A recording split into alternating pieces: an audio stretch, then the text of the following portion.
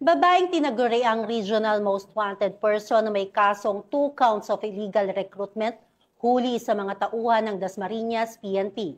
Bahagi ito ng walang humpay na operasyon ng PNP kontra wanted person. Patrolwoman Ivy Corporal sa balita.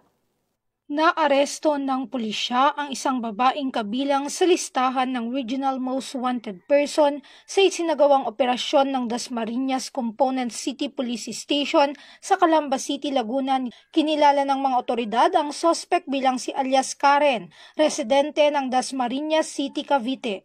Naaresto ang suspect sa bisa ng warrant of arrest para sa 2 counts of illegal recruitment.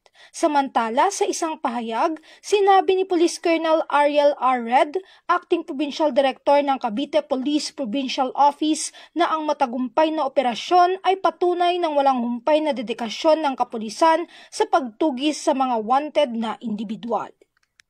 Mula dito sa PRO Calabarzon, ako ang inyong Police News Network Correspondent, Patrolwoman Rizal Mayti Urbano, alagad ng batas, tagataguyod ng balitang pulis.